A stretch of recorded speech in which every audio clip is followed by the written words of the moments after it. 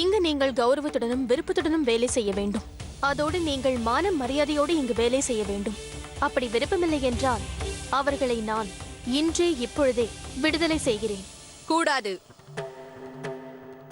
அதற்கான உரிமை உங்களுக்கு இல்லை.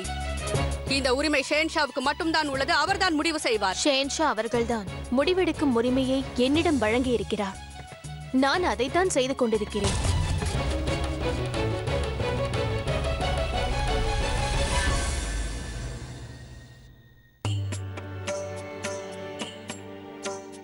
இங்கிருந்து யார் யார் செல்ல விரும்புகிறார்களோ அவர்களை விடுதலை செய்ய வேண்டிய சம்பிரதாயங்களை மற்றும் கணக்கு வழக்குகளை பார்த்து அனுப்புங்கள்.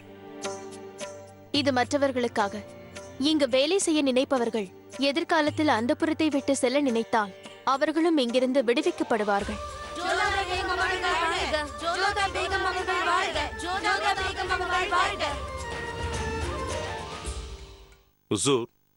விழாவிற்கான ஏற்பாடுகள் எல்லாம் முடிந்துவிட்டது. விழா மக்களுக்கிடையில் நடப்பதால் சேனைகள் அனைவரும் உஷார் நிலையில் உள்ளார்கள். இவை அனைத்தும் மக்களுக்காகவே செய்யப்படுகின்றன என்பதை மனதில் வைத்துக் கொள்ளுங்கள் அக்கா அவர்களே.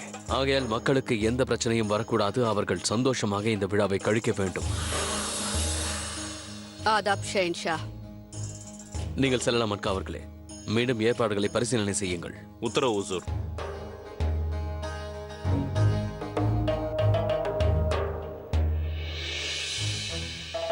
என்னவாயிற்று பெரியம்மா? கவலையாக தெரிகிறீர்கள். விஷயம் கவலைக்குரியது. அதனால்தான் உங்களை தொந்தரவு செய்து விட்டேன். அந்த புறத்தில் என்ன நடக்கிறது என்பதை தாங்கள் தெரிந்து கொள்ள வேண்டும். அதை பார்த்துக் கொள்ளத்தான் ஜோதா பேகம் இருக்கிறார்களே. முற்றிலும் உண்மை. அதனால்தான் அங்கு நிகழும் பெரிய பெரிய மாற்றங்களை தாங்கள் தெரிந்து கொள்ள வேண்டும் என்கிறேன். பெரியம்மா, என்ன விஷயமோ அதை முழுமையாக கூறுங்கள். தாங்களே சென்று அதை பார்க்க வேண்டும் என்று நான் வேண்டுகிறேன் ஷேன்ஷா. வழியில் தங்களுக்கு மற்றவைகளை கூறுகிறேன். சரி, வாருங்கள்.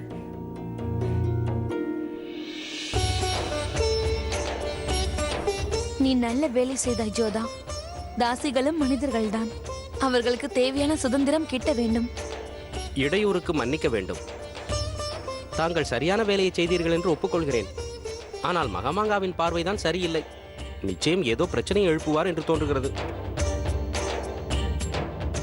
அதோ பார்த்தீர்களா? சைத்தானின் பேச்சை எடுத்ததும் அது உடனே வந்து விட்டது. வணக்கம் ஷேன்ஷா. தாங்கள் அந்த புறத்தில் ஏதோ விதிமுறைகளை திருத்தியதாக பெரியம்மாயினிடம் கூறினார்கள். நம் முகலாய ராஜ்யத்தில் சில முக்கியமான விதிமுறைகளில் எந்த மாற்றமும் செய்யக்கூடாது என்பது தங்களுக்கே தெரிந்திருக்கும் அல்லவா ஜோதா பேகம்? இந்த விஷயத்தை தான் இவருக்கு காலையில் இருந்து புரிய வைக்க முயற்சிக்கிறேன்.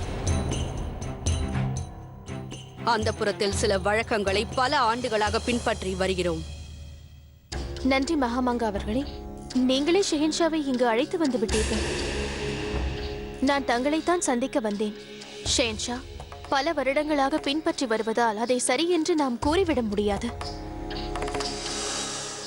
எவ்வளவு ஆண்டுகள் ஆனாலும் தவறான பழக்கங்கள் எப்பொழுதுமே எதிர்க்கப்பட வேண்டிய விஷயம்தான். ஜோதா பேகம், அந்த புறத்தை தங்கள் இஷ்டப்படி நிர்வாகம் செய்யும் உரிமை உங்களுக்கு உள்ளது. அதை நான் ஒப்புக்கொள்கிறேன்.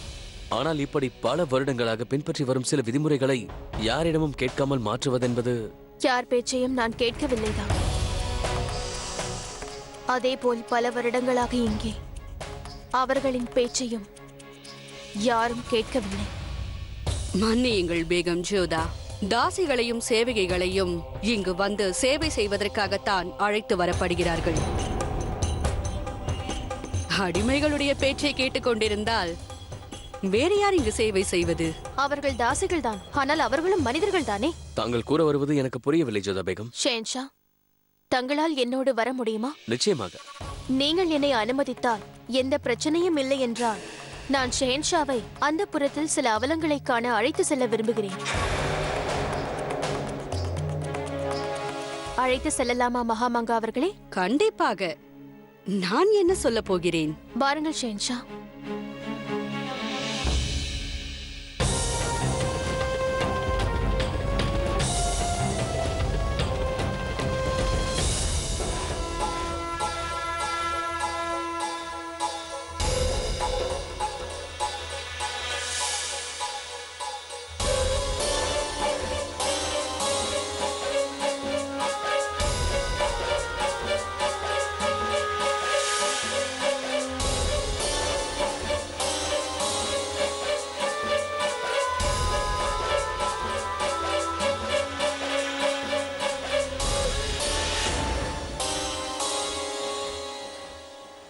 என்ன யோசித்துக் கொண்டிருக்கிறீர்கள்?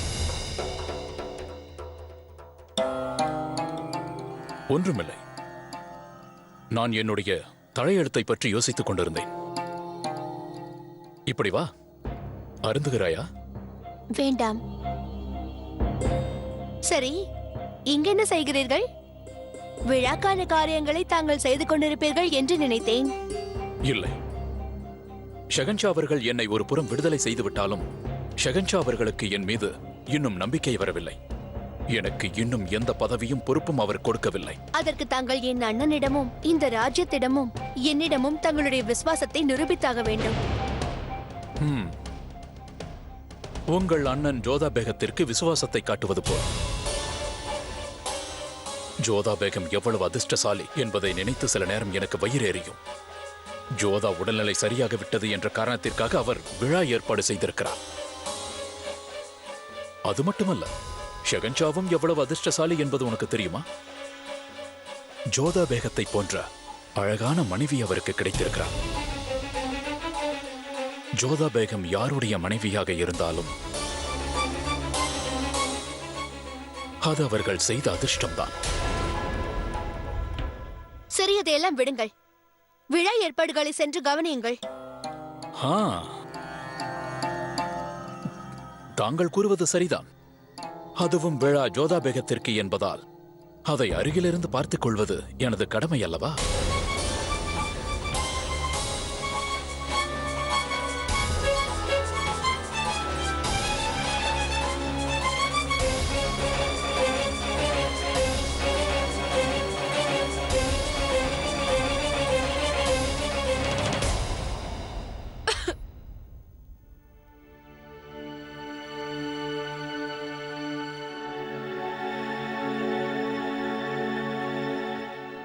சலாம் ஷெஹன்ஷா. ஆதாப் ஜோதா பேகம். இந்த தாசியை பார்த்தீர்களா? இவளுக்கு காய்ச்சல் அடிக்கிறது. இருப்பினும் கட்டாயப்படுத்தி இவள் வேலையில் அமர்த்தப்பட்டிருக்கிறாள். ஏனென்றால் விதிகளின்படி இவள் ஆரோக்கியமாக இல்லாவிட்டாலும் இவள் இங்கு வேலை செய்தே ஆக வேண்டும். நீ வைத்தியரிடம் சென்று வைத்தியம் செய்து கொண்டாயா? ஆம் பேகம் சாஹிபா, உங்களுக்கு மிகவும் நன்றி. எனக்கு உயிரே போய்விடும் போல் இருந்தது.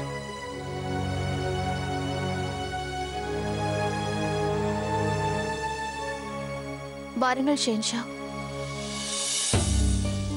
இதுவரை நீங்கள் பார்க்காத ஒரு அந்தப்புறத்தை நான் உங்களுக்கு காண்பிக்கின்றேன். அதை பார்த்த பிறகு நான் ஏன் இவ்வாறு நடந்து கொள்கிறேன் என்று உங்களுக்கே நன்றாக புரியும். என்னோட சமையல் அறைக்கு வாருங்கள் ஷென்ஷா. ஆகட்டும் ஆகட்டும், வேலையை பாருங்கள். வெட்டியாக அமர்ந்து கொண்டிருக்காதீர்கள். சரியான நேரத்திற்கு உணவு தயாராக்கப்பட வேண்டும். இது ஒன்றும் தர்ம சித்திரம் அல்ல. சீக்கிரமாக செயல்படுங்கள்.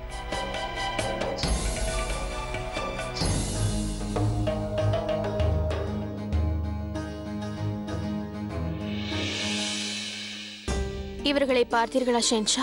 இந்த தாசிகளை யுத்தத்தில் வென்று அழைத்து வந்தார்களா, இல்லை விலைக்கு வாங்கினார்களா? ஆனால் இவர்கள் எப்பொழுது வந்தார்களோ அப்பொழுதிலிருந்து இந்த சமையல் அறையே இவர்கள் அனைவருக்கும் உலகமாகிவிட்டது. இந்த மூதாட்டியை பாருங்கள். இந்த வயதில் தன் பேரன் பேத்திகளோடு விளையாட வேண்டும். பிள்ளைகள் இவரை கவனிக்க வேண்டும். ஆனால் இவர் இங்கு கஷ்டப்பட்டு வேலை செய்கிறார். ஆனால் கடந்த 35 ஆண்டுகளாக இந்த அந்தப்புறத்தின் சமையல் அறையில் இவர் மிகவும் கஷ்டப்பட்டு கொண்டிருக்கிறார். இதை அவர்கள் விருப்பத்தோடு செய்யவில்லை. இவர்களை கட்டாயப்படுத்தி இப்படி வேலை வாங்குகிறார்கள். அப்பொழுது நீங்கள் பிறந்திருக்க கூட மாட்டீர்கள். அப்பொழுதே இவர் தலையெழுத்தில் அடிமை சாசனம் எழுதப்பட்டு விட்டது. இவருக்கு தன் குடும்பத்தின் ஞாபகம் வராதா? தன் குடும்பத்தோடு மீண்டும் சேரக்கூடாதா? இந்நேரம் இவர் குடும்பத்தினரும் இவரை மறந்திருப்பார்கள். அதைவிட இவருக்கு இதையெல்லாம் நினைத்து பார்க்க கூட நேரம் இருப்பதில்லை. கூறுங்கள் ஷென்ஷா, முகலாய ராஜ்யத்திற்கு இதுதான் பெருமையா? இவர் உங்கள் பிரஜை இல்லையா? இவர் நலனில் உங்களுக்கு அக்கறை இல்லையா? இந்த பழக்கத்தை நாம் மாற்றாமல் வைத்திருப்பது பெருமையா? இவர் ஒருவர் மட்டுமல்ல, இவரை போன்ற நிறைய பேர் இருக்கிறார்கள். அவர்களுக்காகத்தான் நான் இதை செய்கிறேன். இதற்காகத்தான் இந்த அந்தப்புற பதவியை நான் ஏற்றுக்கொண்டேன்.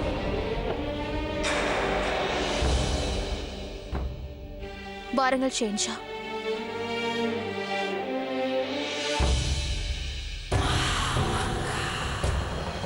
வேண்டாம், நான் முதலில் என் அம்மாவை சந்திக்க இதோ வேண்டும். பார், பிடிவாதம் பிடிக்க கூடாது. சிறிதாவது சாப்பிடு. வேண்டாம்.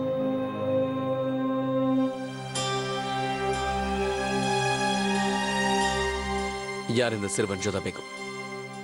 இவன் என் அந்தப்புறத்தில் என்ன செய்து கொண்டிருக்கிறான்? மன்னிக்க வேண்டும் ஷேன்ஷா, உங்கள் அனுமதி இல்லாமல் இவனை இங்கு தங்க வைத்தேன். பாபு, ஷேன்ஷாவிடம் பேச வேண்டும் என்றாயே, இதோ இங்கு நிற்கிறார். நீ கூற வேண்டியதை கூறு. வேண்டாம், நான் முதலில் என் அம்மாவை சந்திக்க இதோ வேண்டும். பார், பிடிவாதம் பிடிக்க கூடாது. சிறிதாவது சாப்பிடு. வேண்டாம்.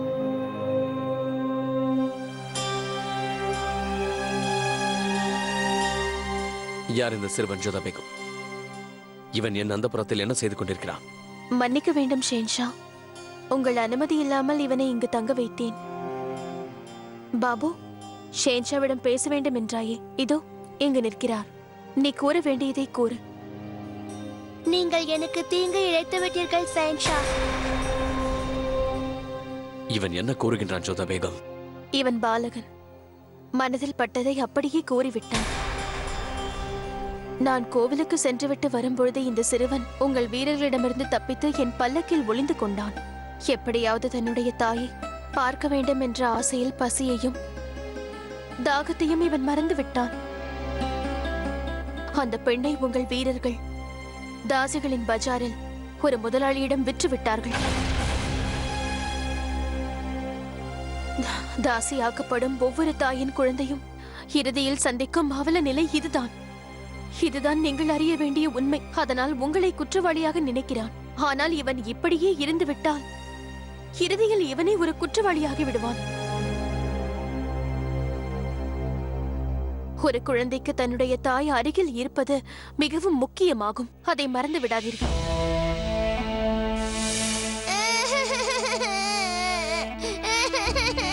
என்னவாயிற்று? எதற்காக ஜலால் அழுகிறான்? நாங்கள் முயற்சி செய்து கொண்டிருக்கிறோம். இளவரசர் அழுகை நிறுத்த மாட்டேன் என்கிறார். வாயை மூடு. உனக்கு ஒரு குழந்தையின் அழுகையை கட்டுப்படுத்த தெரியாதா? என்ன ஜென்மம் நீ? முட்டாள் பெண்ணே, சென்று விடு இங்கிருந்து. என் செல்லமே, ஏன் அழுகிறாய்? என்ன விஷயம்? என் ஜலாலுக்கு என்ன ஆயிற்று? எதற்காக இவ்வாறு அழுகிறீர்கள்? உனக்காக இங்கு எவ்வளவு பொம்மைகள் இருக்கிறது. இதெல்லாம் உனக்கு பிடிக்கவில்லையா? வேண்டுமென்றால் இன்னும் பொம்மைகளை வரவழைக்கிறேன். இதற்காகவா நீ அழுவாய்? சரி, உனக்கு என்ன வேண்டும் கூறு. எனக்கு எனக்கு என் அம்மா வேண்டும்.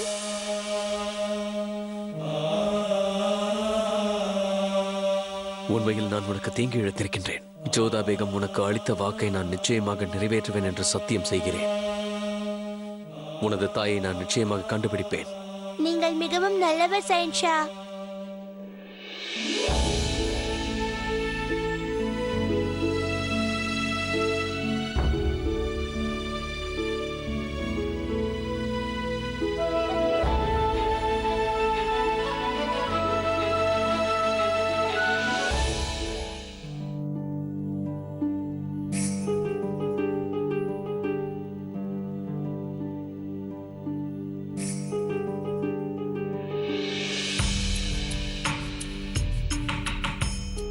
இந்த கிணற்றில் மாண்புமிகு ஷெஹன்ஷா அவர்களை கொல்ல சதி திட்டம் தீட்டியிருந்த விஷக்கண்ணியான பெனசீர் அடைக்கப்பட்டிருக்கிறாள். அல்லாஹ் கருணையால் பாட்ஷா பிழைத்து விட்டார். இதற்கு எல்லாம் வல்ல இறைவனுக்கு நன்றிகள். இந்த கிணற்றுக்கு அருகில் வர வேண்டாம். இதுதான் சரியான இடம். இங்கே என்னை யாரும் கண்டுபிடிக்க முடியாது. இரவில் பாதுகாப்பு குறையும் நேரம் பார்த்து ஆக்ராவை விட்டு தப்பித்துச் சென்று விடுவேன்.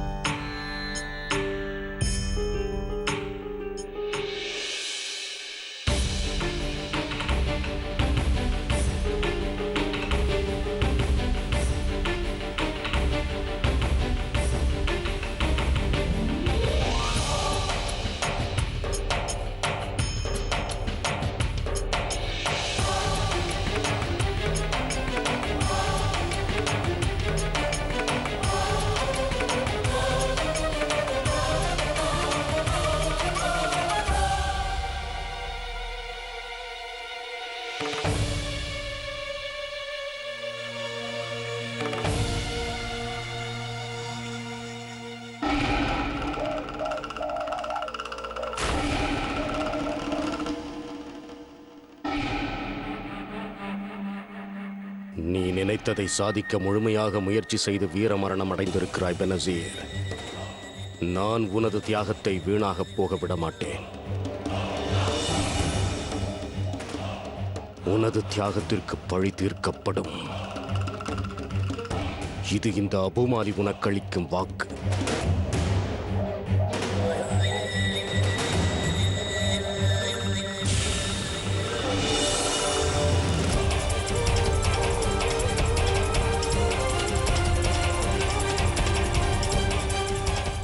பயப்படாதீர்கள்.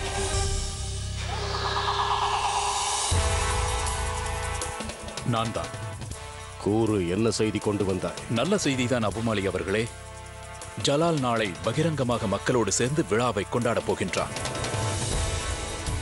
ஜலாலை கொல்வதற்கு இதைவிட நமக்கு ஒரு நல்ல வாய்ப்பு கிடைக்கவே கிடைக்காது. வாய்ப்பு கிடைத்தவுடன் தங்களுக்கு தெரியப்படுத்துகிறேன். மற்றவைகளை தாங்கள் பார்த்துக் கொள்ளுங்கள். அதி அற்புதம். விரைந்து வேலையை முடித்ததில் எனக்கு மகிழ்ச்சி. நான் என்னுடைய வேலையை முடித்துவிட்டேன் அபுமாலி அவர்களே. ஜலாலை கொன்ற பிறகு தாங்கள் செய்ய வேண்டியது ஞாபகத்தில் உள்ளதல்லவா? நிச்சயமாக.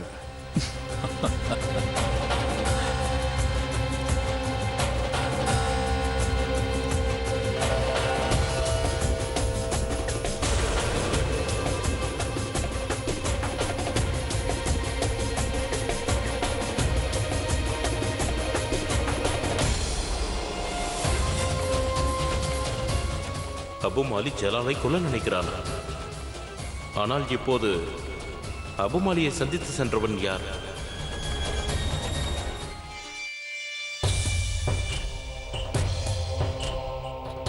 பேகம் ருக்கையா,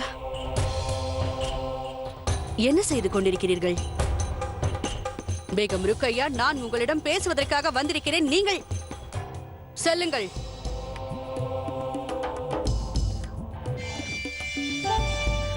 எதற்காக இந்த பதட்டம் மகாமங்கா? எனக்கு ஆச்சரியமாக இருக்கிறது பேகம் ருக்கையா. எப்பொழுது அரசியலை விட அதிகமாக அலங்கரிப்பதில் கவனம் செலுத்த ஆரம்பித்து விட்டீர்கள்?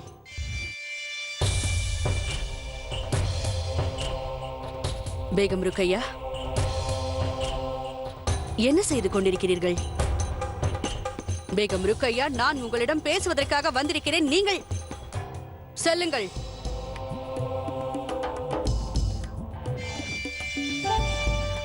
எதற்காக இந்த பதட்டம் மகாமங்கா? எனக்கு ஆச்சரியமாக இருக்கிறது பேகம் ருக்கையா. எப்பொழுது அரசியலை விட அதிகமாக அலங்கரிப்பதில் கவனம் செலுத்த ஆரம்பித்து விட்டீர்கள்? நான் பார்த்து கொண்டிருக்கும் இந்த ருக்கையா யார்? முகலாய ராஜ்யத்தையே தன் வசம் வைத்திருந்த அந்த ருக்கையா எங்கே? இன்று அந்த புறத்தில் நடப்பது கூட உங்களுக்கு தெரியவில்லை. மகாமங்கா, அந்த புறத்தை பார்த்து கொள்ள வேண்டியது ஜோதா பேகத்தின் வேலை. இனி நான் எனது முழு நேரத்தையும் ஷெஹன்ஷாவுடன் தான் செலவழிப்பேன். ஆனால் இது தங்கள் கைப்படியில் தானே இருந்தது. பேகம் ருக்கையா, அந்த புறத்தில் இருக்கும் அடிமைகளை பேகம் ஜோதா விடுதலை செய்து விட்டார். இனி அவர்கள் சேவகர்களாம், அடிமைகள் இல்லையா? அப்படியா? இது அதைவிட நல்ல செய்தியாகும். ஜலால் இதை பற்றி கேள்விப்பட்டதும் பிறகு பாருங்கள் ஜோதா பேகத்தின் நிலைமையை. தவறாக புரிந்து வைத்திருக்கிறீர்கள். ஷெஹன்ஷா இதை அறிவார். நான் தான் அதை தெரிவித்தேன். ஷெஹன்ஷா பேகம் ஜோதாவிற்கு எல்லா உரிமைகளையும் தந்திருக்கிறார். அவர் எந்த முடிவையும் எடுக்கலாம் என்று. என்ன தாங்கள் என்ன கூறுகிறீர்கள்? ஆம், அந்த புறத்து வேலைகளை ஜோதாவிடம் விட்டு ஷெஹன்ஷாவிடம் பொழுதை சந்தோஷமாக கழிக்கலாம் என்று நீங்கள் நினைத்தீர்கள் அல்லவா? மனதிற்குள் பெரிய கனவு கோட்டையை கட்டினீர்கள் அல்லவா? பேகம் ஜோதா அங்கேயும் ஷெஹன்ஷாவை தன்னோடு அழைத்துச் சென்று விட்டார். ஷெஹன்ஷாவின் இதயத்தில் இடம் பிடித்து அவள் ஜெயித்து விட்டாள்.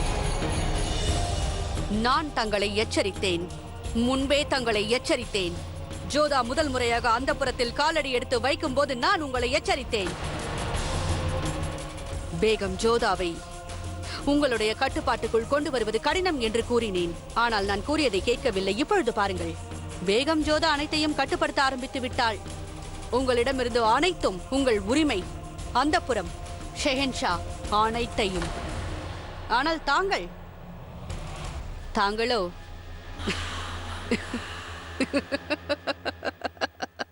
தாங்கள் எதற்காக சிரிக்கிறீர்கள்? எதற்காக சிரிக்கிறீர்கள் என்று உங்களைத்தான் கேட்கிறேன். சிரிக்காமல் நான் என்ன செய்வது பேகம் ருக்கையா? தன் அறிவுடன் விளையாடுபவர்களை தான் ஜலாலுக்கு மிகவும் பிடிக்கும். நான் கர்வப்பட்டிருக்கிறேன். ஏனென்றால் ஜலாலின் அறிவில் முழுமையாக நீங்கள் தான் இருந்தீர்கள். ஆனால் இன்றோ ஜோதா ஜலாலின் அறிவை ஆக்கிரமித்துக் கொண்டு விட்டாள். பேகம் ஜோதா ஜலாலின் அறிவோடு விளையாடுகிறாள். ஜலாலின் அறிவை ஆக்கிரமித்து விட்டாள். ஆனால் தாங்கள் அலங்கரித்துக் கொள்வதில் ஆர்வம் காட்டுகிறீர்கள். தங்களுக்கும் இது தெரிந்துவிட்டது போலும் பேகம் ருக்கையா. இனி ஜலாலை வசப்படுத்திக் கொள்ள உங்களிடம் மிஞ்சி இருப்பது இந்த அழகு மட்டும்தான். போதும் மகாமங்கா, தாங்கள் எல்லையை மீறுகிறீர்கள். என்னை மன்னியுங்கள் பேகம் ருக்கையா. உங்களை நான் காயப்படுத்த விரும்பவில்லை. என்றுமே நீங்கள் மகிழ்ச்சியாக இருக்க வேண்டும் என்றுதான் நான் நினைக்கிறேன். நான் உங்களுக்கு புரிய வைக்க நினைக்கிறேன். கண்களை விழித்து பாருங்கள். இன்று பேகம் ஜோதாவிடம் அனைத்துமே இருக்கிறது. அதிகாரம், அந்தப்புறம், ஜலால், அனைத்துமே. ஆனால் தங்களிடம் எதுவுமே இல்லை பேகம் ருக்கையா. சரி, இனி இந்த சேவைக்கு உத்தரவு தாருங்கள். खुदाफिज।